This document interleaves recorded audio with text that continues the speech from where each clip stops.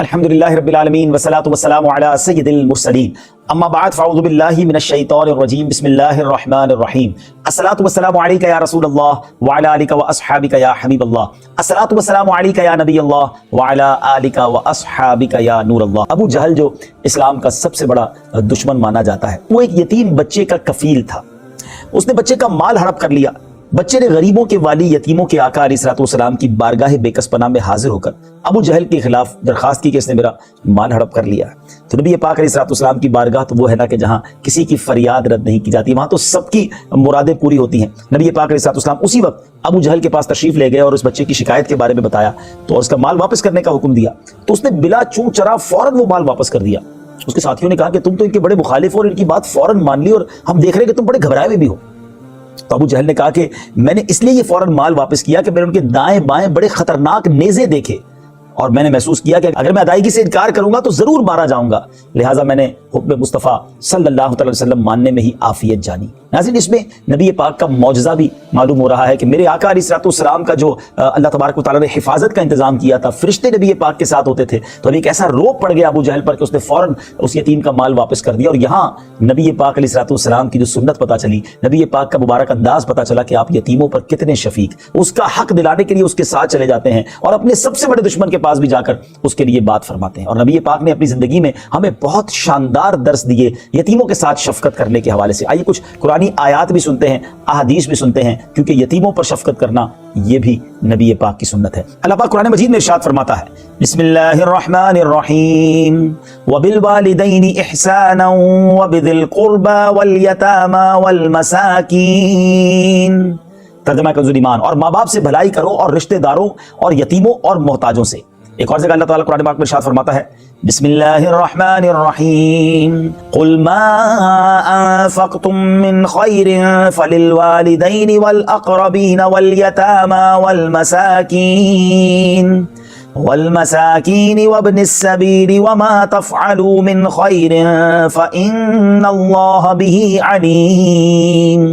تم فرماؤ جو کچھ نیکی میں خرچ کرو تو وہ ماں باپ اور قریب کے رشتے والوں اور یتیموں اور مسکینوں اور راہگیر کے لیے ہو، اور جو کچھ بھلائی کرو گے بے شک اللہ اس کو جانتا ہے۔ اللہ پاک قرآن مجید ایک اور جگہ ارشاد فرماتا ہے، بسم اللہ الرحمن الرحیم وَإِذْ أَخَذْنَا مِيثَاقَ بَنِي إِسْرَائِيلَ لَا تَعْبُدُونَ إِلَّا اللَّهَ وَبِالْوَالِدَيْنِ إِحْسَانًا وَذِي الْقُرْبَى وَالْيَتَامَى وَالْمَسَاكِينِ وَقُولُوا لِلنَّاسِ حُسْنًا وَأَقِيمُوا الصَّلَاةَ وَآتُوا الزَّكَاةَ۔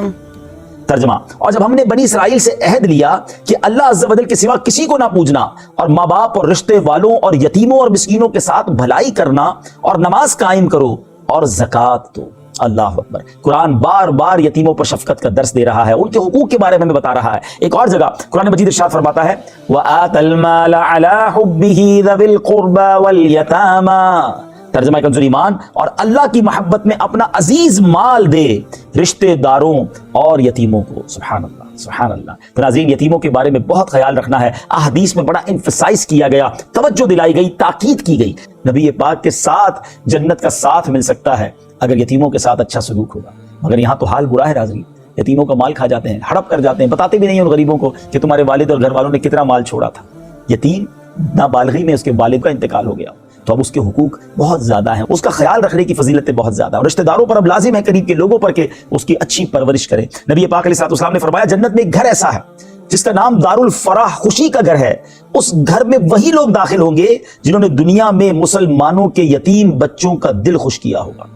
اللہ اکبر۔ یعنی جنت میں گویا ایک گھر ہی ایسا ہے جس میں داخل ہی وہ ہوں گے جو یتیم بچوں کا دل خوش کرنے والے ہوں گے۔ اللہ کرے کہ ہم یہ نیکی کمانے والے بن جائیں۔ بہت خوش نصیب ہے وہ لوگ جو تلاش کر کے یتیموں کی مدد کرتے ہیں۔ سبحان اللہ، یہ بڑی نیکی ہے ناظرین۔ اللہ کرے کہ ہم غریب یتیموں کا بھرپور ساتھ دینے والے بنے، کبھی ان کا حق نہ دبائیں۔ نبی پاک علیہ الصلوۃ والسلام نے فرمایا کہ مسلمانوں کے گھروں میں سب سے بہتر وہ گھر ہے جس میں کوئی یتیم رہتا ہو اور اس کے ساتھ اچھا سلوک کیا جاتا ہو، اور مسلمانوں کے گھروں میں سب سے بدتر وہ گھر ہے جس میں کوئی یتیم رہتا ہو اور اس کے ساتھ برا سلوک کیا جاتا ہے۔ سوچئے، یہاں ان لوگوں کو بھی سوچنا چاہیے۔ بعض اوقات بچہ چھوٹا ہوتا ہے، دوسری شادی کر لیتے ہیں کیونکہ پہلی زوجہ کا انتقال ہو گیا، یا جو عورت ہے وہ اس کو دوسری شادی کرنی پڑتی ہے۔ دوسری شادی کرنے میں حرج نہیں ہے، مگر جو بچہ یتیم ہو گیا ہے اس کا خیال کون رکھے گا؟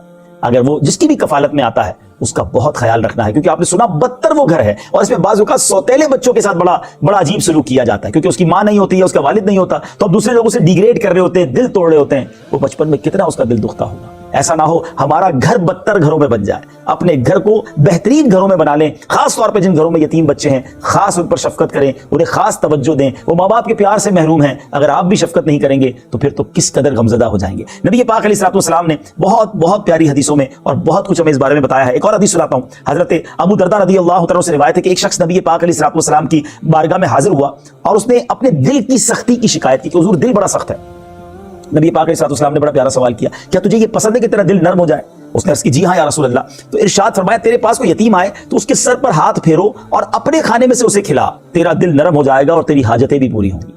اللہ اکبر۔ معاشرے میں بہت سارے لوگ ہوتے ہیں کہتے ہیں دل بڑا سخت ہے، نرمی نہیں ہے میرے اندر، میں بڑا جس کو کہیں بات پہ لڑ پڑتا ہوں، جھگڑا کر ڈالتا ہوں۔ دل کی نرمی جو چاہتے ہیں نا، یہ فارمولہ یاد رکھیں، یتیموں پر شفقت والا ہاتھ پھیریں، اپنا کھانا انہیں کھلائیں، پیش کریں، عزت دیں انہیں، اللہ پاک نے کرم کیا تو دل بھی نرم ہو جائے گا، اور جیسا آقا علیہ الصلوۃ والسلام نے فرمایا کہ حاجتیں بھی پوری ہونا شروع ہو جائیں گی۔ میرے میٹھے اسلامی بھائیوں، مسجد نبوی شریف کی تعمیر کیسے ہوئی؟ مدینہ پاک میں کوئی ایسی جگہ نہیں تھی جہاں مسلمان نماز پڑھ سکے۔ نبی پاک علیہ الصلوۃ والسلام نے مسجد کی قیام کے لیے بنو نجار کا ایک باغ کی جگہ تھی، اسے پسند فرمایا۔ نبی پاک علیہ الصلوۃ والسلام نے وہاں کے لوگوں کو قیمت دینا چاہی، تو لوگوں نے کہا حضور آپ اللہ کا گھر بنا رہے ہیں، ہمیں اس کی کوئی قیمت نہیں چاہیے، ہم اس کی قیمت اجر و ثواب سے لیں گے، یعنی اس کا بدلہ اللہ سے لیں گے، یہ اللہ کے لیے وقف ہے۔ مگر نبی پاک علیہ الصلوۃ والسلام کو جب یہ معلوم ہوا کہ یہ زمین دراصل دو یتیموں کی ہے، تو آپ علیہ الصلوۃ والسلام نے ان دونوں یتیموں کو بلایا۔ ان یتیم بچوں نے بھی اپنی زمین اللہ کی راہ میں دینا چاہیے کہ حضور میں پیسے نہیں چاہیے، یہ اللہ کے نام پر لے لیں، مگر نبی پاک علیہ الصلوۃ والسلام نے اس کو پسند نہیں فرمایا، اور سیدنا ابوبکر صدیق رضی اللہ تعالیٰ کے مال سے اس مسجد کی قیمت ادا کی گئی۔ تو اے میرے میٹھے اسلامی بھائیوں، اس سے سیکھنے کو ملا کہ اللہ کے حبیب علیہ الصلوۃ والسلام یتیموں کا کس قدر خیال رکھتے تھے۔ تو بہرحال ناظرین، یتیموں پر شفقت کرنا، مہربانی کرنا، اچھا سلوک کرنا، یہ بھی نبی پاک کی سنت بھی ہے، قرآن کا حکم بھی ہے، نبی پاک کی تعلیمات بھی ہیں۔ کبھی زندگی میں کسی یتیم کو تکلیف نہ دیجیے گا، بلکہ ہو سکے تو اگر آپ کسی یتیم کی کفالت نہیں بھی کر رہے تو آس پڑوس رشتہ داروں میں دیکھیں نا، تھوڑے دنوں پہلے ہی آپ کے کسی رشتہ دار کا انتقال ہوا ہوگا، تھوڑے دنوں پہلے کسی دوست کا انتقال ہوا ہوگا، ہو سکتا ہے اس کی یتیم بچے ہوں، اور غریب بھی وہ ہوں، ضرورت مند بھی ہوں، باپ چلا جاتا ہے، بعض اوقات ایک ہی کمانے والا ہوتا ہے، وہ کسی کے آگے ہاتھ نہیں پھیلاتے کیونکہ باپ نے یہ سکھایا نہیں تھا، وہ بیچاری ماں اکیلے میں بیچاری روتی ہوگی لیکن گھر کا کفیل تو چلا گیا نا۔ تو ایسے موقع پر ان یتیموں کے سروں پر ہاتھ رکھیں، یہ نیکی کما لیجئے، کیا معلوم یہی نیکی ہماری مغفرت کا ذریعہ بن جائے۔